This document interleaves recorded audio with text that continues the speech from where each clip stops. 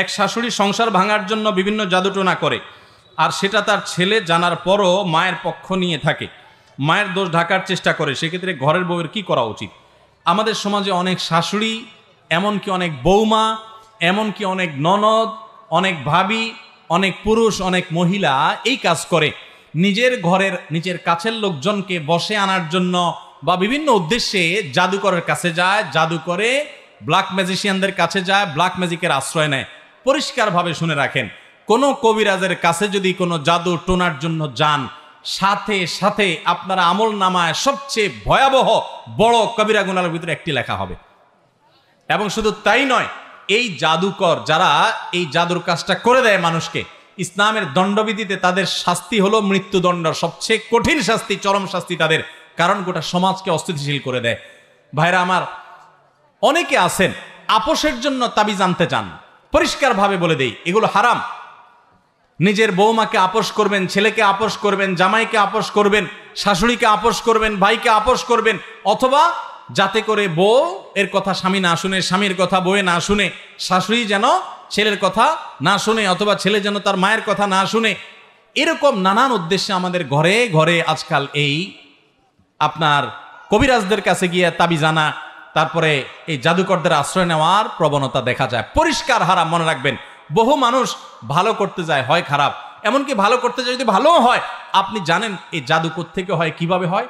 জাদুকররা জাদু করে শয়তানের আশ্রয় নিয়ে, সাথে সাথে বেঈমান হওয়ার মতো একটা বিষয়।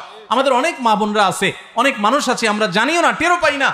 ইমানদার তার সাহায্য চাওয়ার একমাত্র পথ হলো ইয়াকা না'বুদু ওয়া ইয়াকা, আল্লাহ তোমারই ইবাদত করি আর সাহায্য তোমার কাছেই।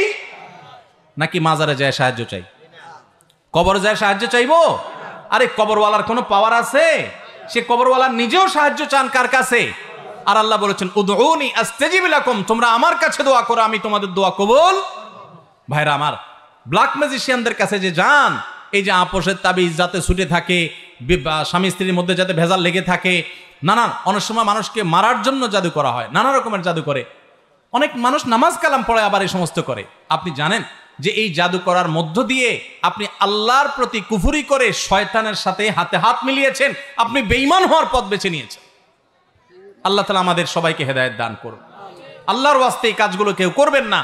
আপনার শাশুড়ি কথা শুনে না, আপনার ছেলেটা শুধু বইয়ের কথা উল্টোপাল্টাও কাজ করে, কোনো বাছবিচার করে না।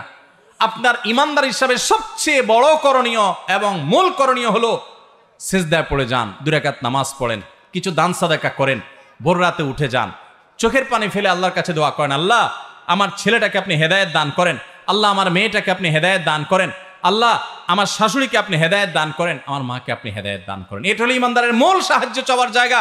প্রত্যেক সূরা ফাতিহায় প্রত্যেক রাকাতে বলতেছেন ইয়াকা না'বুদ ওয়া ইয়াকা নাস্তাঈন, আল্লাহ আপনারই ইবাদত করি আর সাহায্য আপনার কাছেই। অথচ চলে যাচ্ছেন জাদুকরের কাছে, চলে যাচ্ছেন ওই সেই কবিরাজের কাছে, আর মুখে বলতেছেন আপনার কাছে এসে সাহায্য হলো না। তো আপনি আল্লাহর কাছে সাহায্য চাইবেন, আল্লাহ আপনার সাহায্য করবেন, সমাধান করবেন, এবং হয়তো সময় লাগবে কিন্তু সমাধান হবে।